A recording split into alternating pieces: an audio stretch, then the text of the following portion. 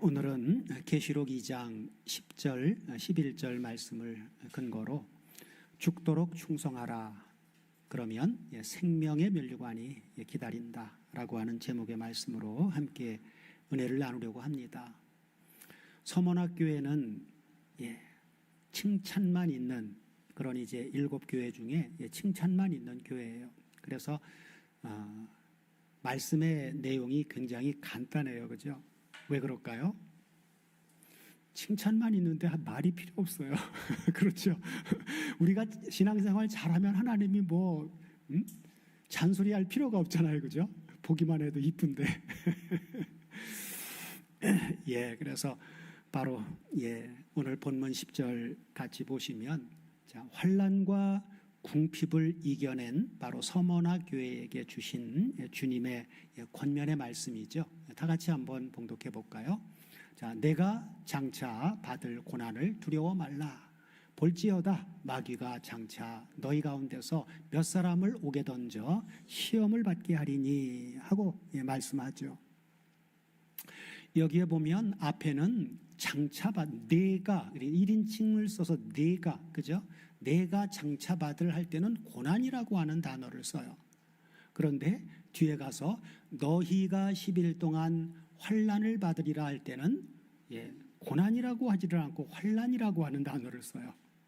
그러니까 한 문장인데 왜 똑같이 고난이라고 해야 되는데 왜 앞에는 고난, 뒤에는 환난? 번역이 잘못된 걸까요? 아니에요.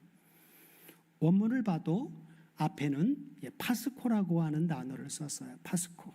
그리고 뒤에는 뜰리프시스라고 하는 단어를 쓰고 있습니다. 왜 이거 어떤 차이가 있을까? 그것도 생각을 이제 해봐야 될 부분이기도 하죠. 그래서 이 파스코라고 하는 이 고난은 이것은 직접 체험하는 주체, 직접 체험하는 주체를 의미하고 있는 단어입니다. 예수님의 십자가 사건을 예수님이 말할 때도 이 파스코라고 하는 단어를 써요. 왜? 예수님이 직접 십자가의 그 고난을 주체적으로 감당해야 되니까. 그런데 뜰리프시스라고 하는 이 단어는 외적인 환경에서 오는 압박으로 그 고난의 상태나 그리고 이건 객관적인 체험을 말할 때 뜰리프시스라고 하는 단어를 씁니다. 자, 그래서 주님은 이미 환난과 궁핍의 한가운데 있는 이 서머나 교회에게 권면의 말씀을 하시는데 뭐라고요? 내가 장차 받을 고난을 두려워 말라 하고 이미 서머나 교회가 받고 있는 환난과 궁핍을 끝내주시는 것이 아니라, 그죠? 고난이 더 가중되어 닥쳐올 것을 말씀해 주고 있습니다. 그죠?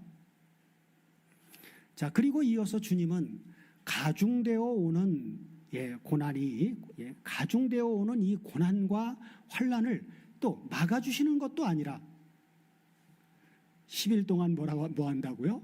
옥에 던져 시험을 받게 한다는 거야. 그래서 마귀로부터 오는 그 시험을 주님이 막아주는 게 아니라 어떻게 하고 있어요? 허용하시겠다고 말씀을 한다는 거예요. 그죠?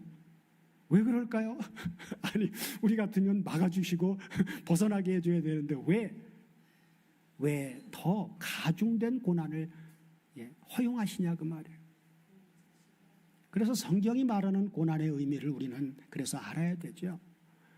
고난은 바로 욥을 생각하면 우리가 번뜩 생각나요. 그죠? 이 서머나 교회도 뭐가 잘못한 게 아니에요. 잘하고 있어요. 책망받을 것도 없는데 주어지는 고난, 그죠? 거기에는 바로 하나님의 주님의 의도하심, 하나님의 의도하심이 분명히 있는 거죠. 그걸 우리가 알 때 나 잘못한 것도 없는데 왜 나한테 이런 고난이 오지라고 하는 해답을 얻게 되고 하나님 앞에 감사할 수 있는 거죠. 자, 이렇게 하시는 주님의 의도하심을 우리는 주님이 직접 당하신 그러한 상황 속에서 이해할 수 있는데, 자, 히브리서 2장 10절을 다 같이 한번 보겠습니다. 자, 히브리서 2장 10절을 보면 자, 다 같이 한번 보겠습니다.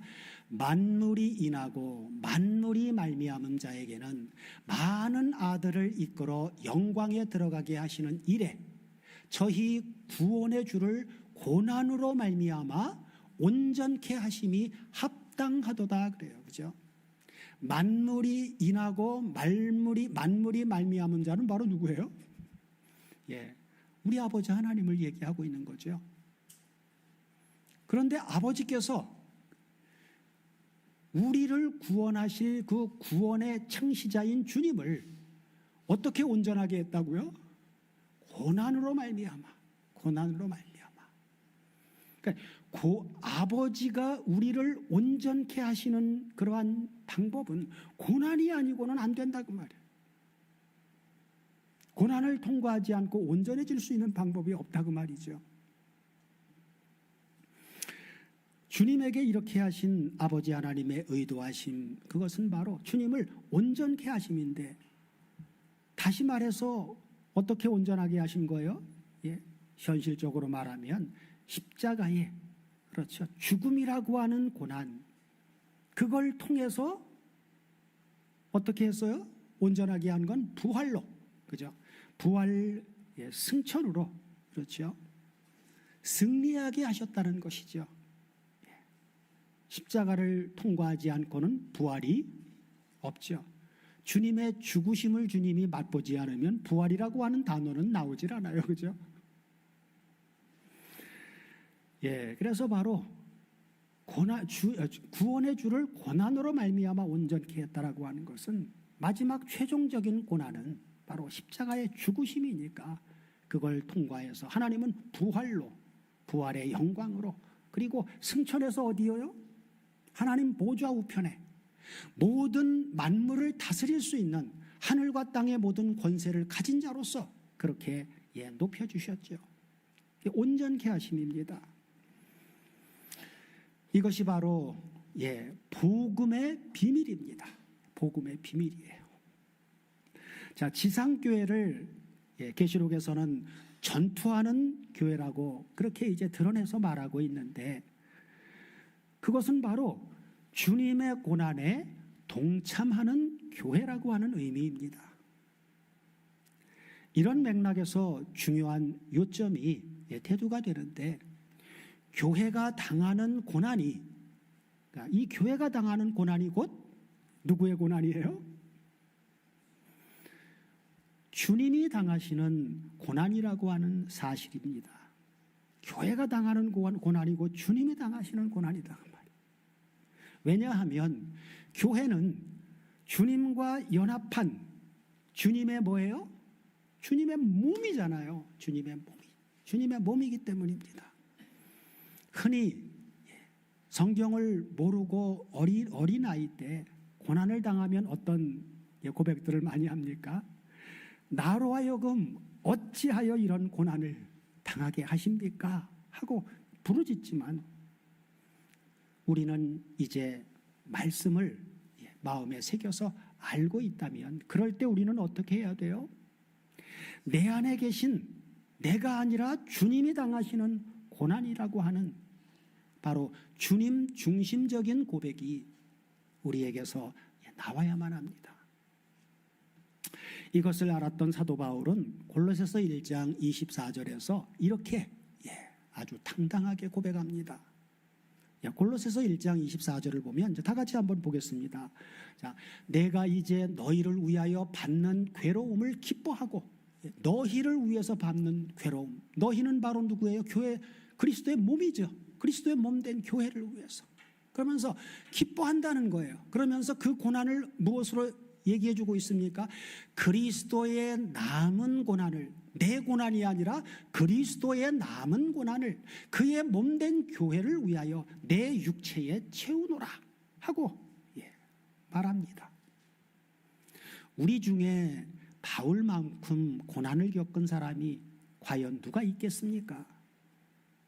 자, 그리스도의 남은 고난을 받은 바울은 그 고난의 의미를 어떻게 해석해 줍니까?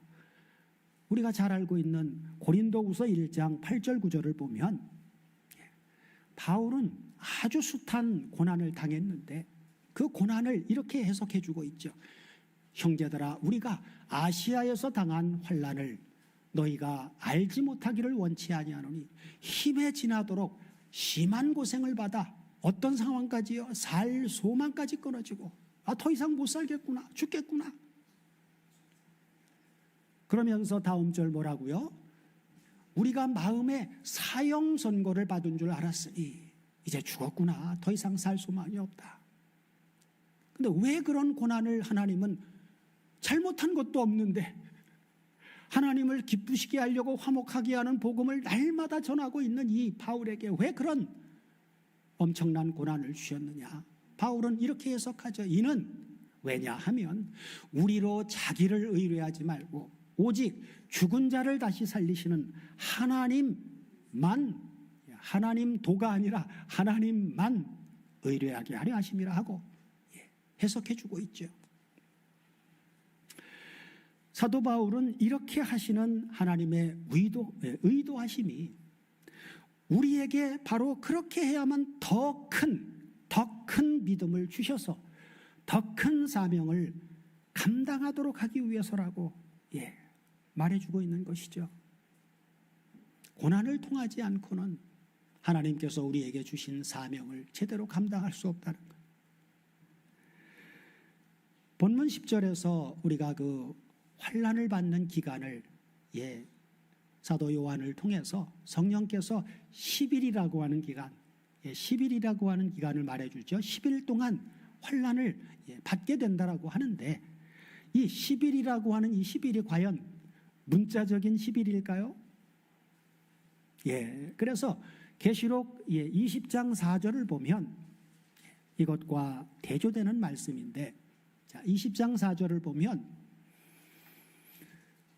다 같이 한번 보겠습니다. 또 내가 보좌들을 보니 거기 앉은 자들이 있어 심판하는 권세를 받았더라. 또 내가 보니 예수의 증거와 하나님의 말씀을 인하여 목배임을 받은 자의 영혼들과 그리고 짐승과 그의 우상에게 경배하지도 아니하고 이마와 손에 그 표를 받지도 아니한 자들이 살아서, 그죠? 그리스도로 더불어 그리스도와 함께 1000년 동안 왕노릇을 한다래요. 그래서 앞에 하나님의 말씀을 인해서 목배임을 받은 영혼들은 순교자들이에요. 순교자들. 그리고 짐승과 그의 우상에게 경배하지 않은 사람들은 정결을 지킨 성도들, 순교를 당하지는 않았지만 정결을 지킨 신부들이란 말이에요. 이 순교자들 속에는 이건 구약의 믿음의 선진들만 들어간 게 아니에요. 구약의 믿음의 선진들 중에도 순교당한 자가 있고 순교당하지 않은 사람들이 있죠. 아브라함 같은 경우에는 살 만큼 다 살았어요. 그건 정절을 지킨 사람입니다. 그죠? 흰구약을 막론하고 말씀 때문에 죽임을 당한 사람은 전부 이 목배임을 받은 순교자에 들어가고, 그렇지 않고 복음의 정절을 지킨 모든 구약과 신약의 성도들은 우상에게 경배하지 아니한 이 사람 속에 다 들어갑니다.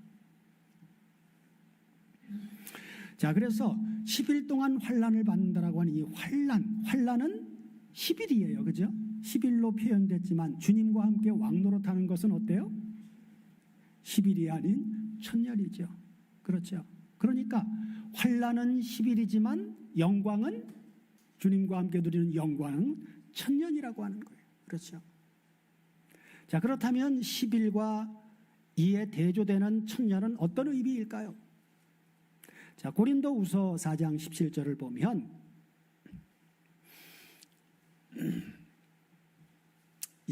자, 우리의 잠시 받는 환난에 경한 것이 지극히 크고 영원한 영광의 무거운 것, 중한 것을 우리에게 이루게 함이니 하고 말씀해 주고 있죠. 그래서 잠시 받는 환난과 그리고 영원한 영광의 대조로 우리가 보아야만 됩니다. 10일과 1000년을, 그죠? 자, 또한 10일 동안 환난을 받게 한다라고 하는 이 10일이라고 하는 말씀 속에는 우리가 잘 알고 있는 승리에 대한 확신의 말씀이죠. 고린도전서 10장 13절에 뭐라고요? 오직 하나님은 미쁘사 너희가 감당치 못할 시험당함을 허락지 아니하시고 시험당할 즈음에 또한 피할 길을 내사 너희로 능히 감당하게 하시겠다라고 하는 의미가 그 속에 함의되어 있는 것입니다. 10일 동안 환난을 받는다고 하면 내가 지켜줄 거야. 그죠? 그리고 본문 10절 후반부에 또 우리가 생각해 봐야 될 부분, 내가 죽도록 충성하라. 그리하면 생명의 면류관을 내게 주리라 하고 말씀하시는데, 여기서 죽도록 충성하라라고 하는 이 말씀은 단순히 그냥 죽을 만큼 충성해라 라고 하는 그런 의미가 아니라, 죽음의 순간까지, 그렇죠? 죽음의 순간까지 계속해서 정절을 지키고 신실하라라고 하는 이 지속성과 인내를 강조해주고 있는 말씀입니다. 지금 주님은 서머나 교회를 영적인 전투의 입장에서 지금 바라보고 평가하고 계신 것입니다. 세상 속담에도 어떤 말이 있느냐면, 마지막으로 웃는 자가 참으로 웃는 자다라고 하는 그런 말이 있듯이, 끝까지, 그렇죠? 끝까지 믿음을 지키는 사람, 마지막까지 주님을 붙드는 사람, 그는 참으로 웃는 자인 것입니다. 이것이 바로 주님께서 내가 네게 생명의 면류관을 주리라 하신 말씀의 의미입니다. 끝까지 주님을 붙들고 살아야 돼. 나 혼자는 못 삽니다.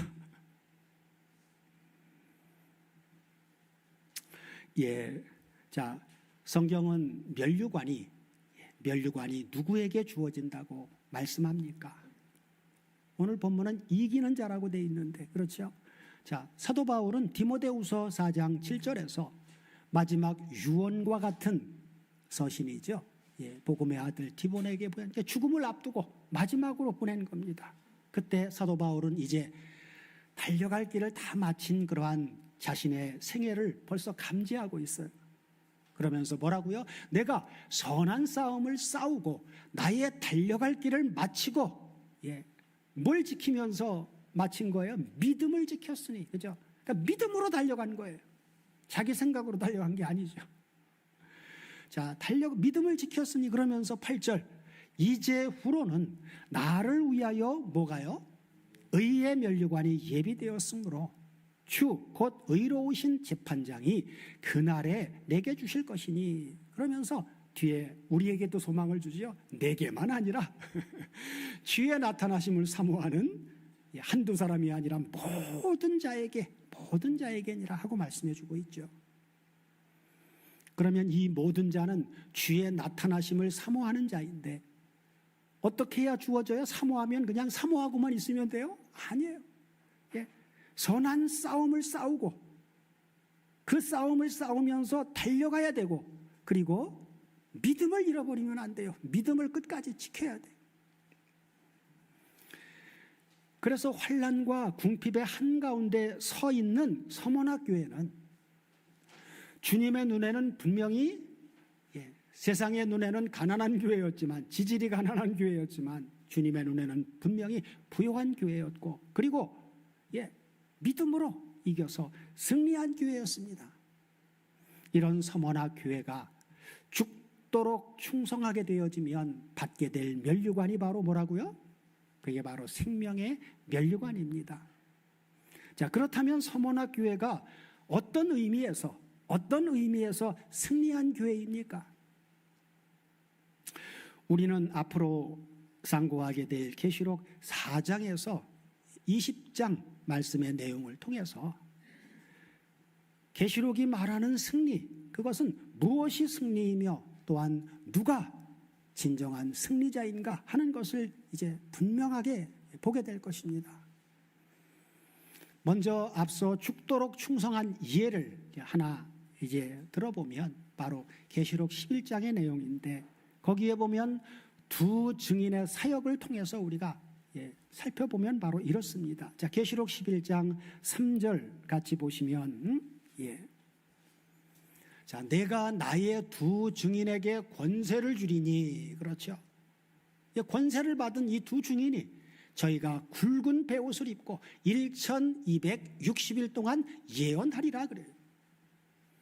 권세를 주는 건 무슨 권세를 준 거예요? 바로 말씀의 권세를 준 거죠. 예언의 말씀의 권세를 준 거예요. 그런데 굵은 베옷을 입었어요. 왜 굵은 베옷을 입었을까요? 그 예언의 말씀은 바로 회개를 촉구하는 예언의 말씀이니까. 계시록은 회개를 촉구해주고 있습니다. 주님은 지금도 살아계시면서 너희가 그렇게 믿음 생활을 하면 안 돼. 돌이켜야 돼. 진정한 신앙생활로 너희들은 돌이켜야 돼 라고 계속 회개를 촉구하고 있는 것입니다. 자, 그래서 7절로 가면 자, 권세의 말씀, 회개를 촉구하는 복음, 예언의 말씀을 받아서 두 증인이 사역을 하는데, 자, 7절을 보면 이렇게 말씀하고 있죠. 저희가 그 증거를 마칠 때에, 그렇죠? 아까 사도 바울이 고백한 것처럼 증거를 마칠 때는 내가 선한 싸움을 싸우고 달려갈 길을 마친 이야기를 하고 있는 거란 말이에요. 그렇죠? 예언의 말씀, 복음을 증거하는 그 사역을 마칠 때에, 그렇죠? 어떤 일이 벌어집니까? 무적에게로부터, 그죠? 올라오는 짐승이 저희로 더불어 전쟁을 일으키어 저희를 이긴다는 거예요. 그죠?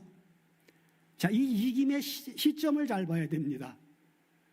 예언의 말씀을 증언하는 동안은 이길 수 없어요. 하나님이 지켜서 계속 예언의 말씀을 증거하도록 힘 주시고 능력 주시고 막아주십니다. 그러나 증거를 마칠 때 무적행으로부터 올라오는 짐승, 이 짐승이 그렇죠? 저희로 더불어 전쟁을 일으키는데 이겨버렸어요. 그죠? 이겼다는 건 무슨 말입니까? 저희를 죽일 터인즉 죽여버렸다 그 말이에요. 하고 말씀해주고 있죠. 자, 그렇다면 여기만 보면 두 증인은 패배자입니까? 승리자입니까? 죽임을 당한 그 표면적인 것만 보면 패배자 같죠. 그러나 자, 11장 12절 이하를 보면 죽임을 당한 이후 이런 역사가 일어납니다. 자, 11장 11절이요. 계시록 11장 11절. 자, 다 같이 한번 보세요.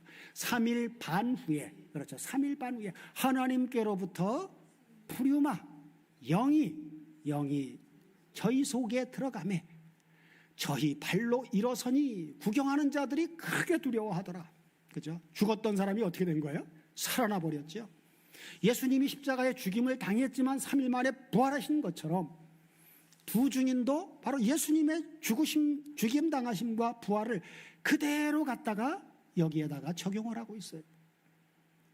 3일 반 후에 하나님께로부터 푸리마가 저희 속에 들어가며 저희 발로 일어서서 서니 구경하는 자들이 크게 두려워하더라.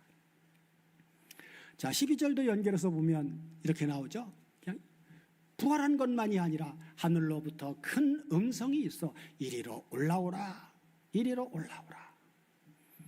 잘했다, 충성된 종아, 이제 이리로 올라와라 라고 하시는 거죠. 그런 함을 듣고 저희가 듣고 뭘 타고 올라가요?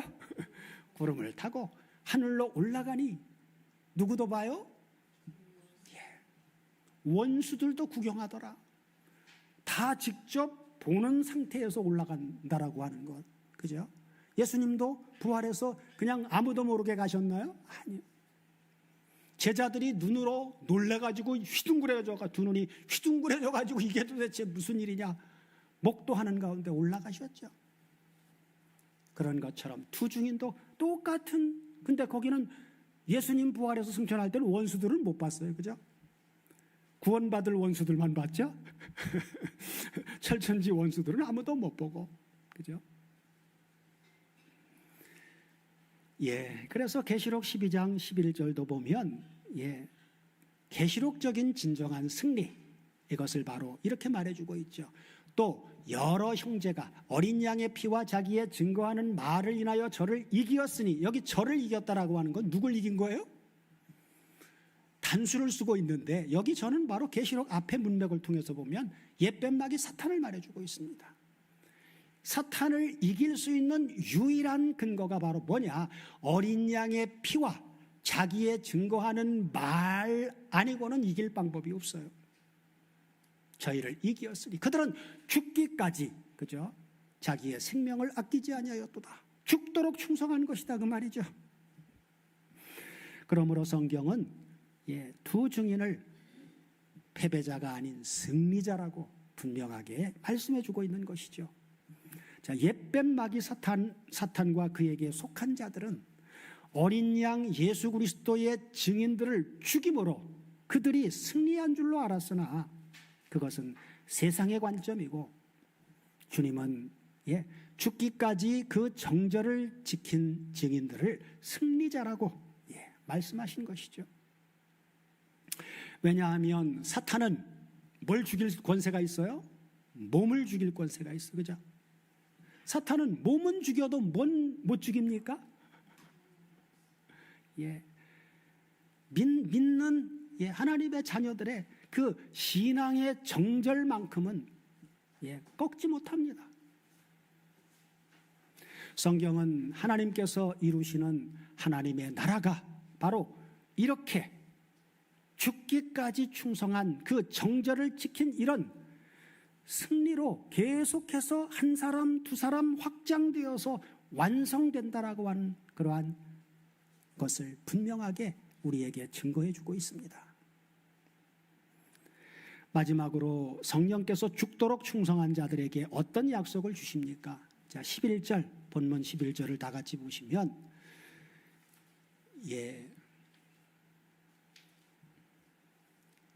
자, 11절이죠. 자, 귀 있는 자는 성령이 교회들에게 하시는 말씀을 들을지어다.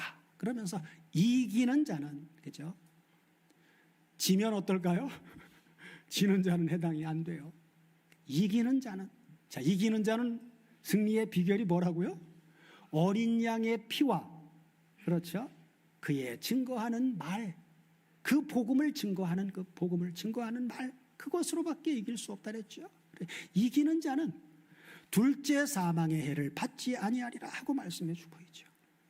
여기 둘째 사망의 해를 받지 아니하리라 라고 하는 이게 그냥 보면 안 받는가 보다, 그렇게 단순하게 볼 수도 있지만 원문을 보면 우매 접속법 또는 가정법을 쓰고 있어요. 우매 가정법. 이것은 아주 강력한 부정의 표현입니다. 둘째 사망의 해를 결단코 받지 않게 될 것이라고 하는 강한 보호와 보장을 해주고 있는 말씀입니다. 자, 둘째 사망의 해를 받는다라고 하는 게 도대체 무슨 말이냐? 둘째 사망, 이것을 이해하려면 먼저 뭘 이해해야 돼요? 첫째 사망을 알아야만 되겠죠. 첫째 사망은 뭡니까? 히브리서 9장 27절을 보면 이렇게 기록하고 있죠. 한 번 죽는 것은 사람에게 정하신 것이요 그 후에는 심판이 있으리니. 한 번 죽는 게 첫째 사망. 이건 바로 몸이 죽는 거예요. 몸이 죽으면 인생은 끝인 줄 알아요. 그러나 성경은 그 후에 심판이 있다 그래요. 백보자 심판, 최종적인 최대의 심판이죠. 그래서 첫째 사망은 바로 육체의 죽음, 바로 몸이 죽는 것을 의미합니다. 모든 사람은 육체적으로 죽지만 신앙을 가진 자는 어때요? 한 번 죽어도 죽음으로 끝나는 게 아니라 두 증인처럼 다시 살아나죠. 그죠? 그래서 신앙을 가진 자는 영원한 부활 생명으로 이어지는 것입니다. 옛뱀 마귀 사탄이 가진 사망의 권세, 그건 예수님이 직접 말씀해 주셨는데 마태복음 10장 28절을 보면 아주 분명하게 얘기해 주고 있죠. 몸은 죽어도 영혼, 푸시케라고 하는 목숨, 죽음이라고 하는 것은 몸과 영혼의 분리라고 국어사전에도 그렇게 정의되어 있습니다. 그죠? 죽음은 몸과 영혼이 분리되는 거예요. 근데 사탄은 몸은 죽일 수 있지만 영혼은 죽일 수 없다는 말. 그렇지만 뒤에 보면 뭐라고요? 그들은 그런 자, 사탄과 사탄에게 속한 몸은 죽이지만 영혼은 능히 죽이지 못하는 그런 자들은 두려워하지 마라. 그러면서 뒤에 오직 몸만이 아니라 몸과 영혼을 능히 지옥에 멸하시는 자를 두려워하라. 이분 누굽니까? 하나님이시지요. 하나님은 영혼까지도 몸과 영혼 둘을 다 지옥에 멸하시는 그런 하나님, 그런 하나님이셔요. 그분을 두려워하라 그 말이에요. 그렇다면 몸이 죽은 후에 받게 될 그 후에는 심판이 있으리니라고 하는 그 결과는 바로 둘째 사망이죠. 그 둘째 사망은 도대체 뭔지 계시록 20장 11절 이하를 보면 분명하게 나옵니다. 아주 성경에도 둘째 사망이라고 하는 걸 명시해 주고 있어요. 자, 또 내가 크고 흰 보좌와 그 위에 앉으신 자를 보니 땅과 하늘이 그 앞에서 피하여 간 데 없더라. 또 내가 보니 죽은 자들이 바로 누구예요? 몸은 죽고 목숨만 남은 존재들이죠. 물원대소하고 그 보좌 앞에 섰는데 책들이 펴있고 또 다른 책이 펴져 있으니 곧 생명책이라. 그러면서 죽은 자들이 자기 행위를 따라 책들에 기록된 대로 심판을 받으니. 그러면서 이 죽은 자들이 과연 영혼만 있는 상태냐 아니면 어떤 상태냐 라고 하는 것이 13절에서 규명을 해주고 있어요. 뭐라고요? 바다가 그 죽은 자들을 내어주고, 그렇죠? 또 사망과 음부도 그 가운데서 죽은 자들을 내어주매. 그렇죠? 이 내어준다는 게 무슨 말입니까? 그냥 목숨만 달랑 내어준 거예요. 각 사람이 자기 행위를 따라 심판을 받고 그래요. 바다가 사망과 음부가 죽은 자들을 내어줘서 하나님 앞에 심판받을 땐 몸이 없는 영혼만 있어가지고 심판을 받나요? 그럴까요? 생각을 해봐야 되겠죠. 요한복음 5장 28절 29절을 보면 주님이 마지막 때에 심판을 가리켜서 이렇게 말해주고 있습니다. 이를 기이 여기지 말라. 무덤 속에 있는 자가 다 그의 음성을 들을 때가 오나니 선한 일을 행한 자는 생명의 부활로, 악한 일을 행한 자는 영혼만 나오는 게 아니라 심판의 부활로. 부활이라고 하는 건 무슨 말입니까? 부활은 어디에 포커스가 맞춰져 있는 거예요? 부활은 몸의 부활을 얘기해 주고 있잖아요. 심판의 부활로 나오는 광경인 거예요. 심판의 부활로. 그래서 결국 결과는 바로 뭡니까? 계시록 바로 심판을 받고 하면서 14절 결론 나오죠. 계시록 20장 14절을 보면, 자, 이제 심판의 부활로 나온 자들이 자기 행위를 따라서 다 심판을 받았어요. 그리고 나서 최종적으로 사망과 음부도 불못에 던지우리. 이것이 바로 뭐다? 둘째 사망이다. 둘째 사망은 몸이 두 번 죽는 거예요. 한 번 죽는 첫째 사망이 있고 난 다음에 심판의 부활로 다시 살아난 다음에 하나님은 영혼만 심판하시는 거예요. 몸과 목숨을 지옥에 멸하시는 그런 하나님의 심판이 최종적으로 현실화되어지는 것이죠. 그래서 둘째 사망은 몸만 죽는 게 아니라 죽은 몸이 다시 살아나서 심판의 분할로 나온 가운데 몸과 영혼의 최종적인 심판과 영원한 멸망을 의미해 주고 있습니다. 둘째 사망이. 그러니까 심판받는 사람들은 두 번 죽는 거예요. 한 번 죽는 게 아니라. 이는 단순한 몸의 죽음만이 아니라 하나님의 심판은 하나님과 영원히 분리된 상태, 곧 영원한 영적 죽음을 의미해 주고 있습니다. 그래서 어떤 사람들이 자기 행위를 따라 심판의 부활론을 통해서 죽어지는 이 사람들 어떤 사람들이냐? 계시록 21장 8절을 보면 아주 다양한 그 종류의 사람들로 열거해 주고 있어요. 자, 그러나 첫 번째 두려워하는 자들, 그죠? 이 두려워하는 자들 속에 죽도록 충성하지 않는 사람이 두려워하는 자들이에요, 그죠? 죽을까봐 두려워서, 그죠? 두려워하는 자들, 믿지 아니하는 자들과 흉악한 자들과 살인자들과 행음자들과 술객들과 우상숭배자들과 모든 거짓말하는 자들. 맨 마지막엔 거짓말까지 들어가 있어요. 여기 모든 거짓말 속에는 세상 거짓말은 안 들어갈까요? 예수 믿는 사람들은 세상 거짓말해도 되나요? 말도 안 되는 얘기예요, 그죠? 아니, 하나님의 자녀로 거룩함을 입은 사람들이 어떻게 세상 사람들한테 거짓말을 합니까? 말이 안 돼요. 그 인간의 윤리 도덕적인 삶을 초월한 존재들이 하나님의 자녀들이에요. 그러면 그들에게 흠을 보이면서 어떻게 신앙생활을 예수 믿으라고 전할 수가 있겠습니까? 모든 거짓말하는 자들은 불과 유황으로 타는 못에 참회하리니 이것이 둘째 사망이다. 하고 열거한 바로 하나님을 거부한 자가 맞이하는 영원한 형벌, 그것이 바로 둘째 사망입니다. 자, 그렇다면 계시록 22장 11절에 둘째 사망으로 해를 받지 않는다라고 하는 그 의미는 무엇일까요?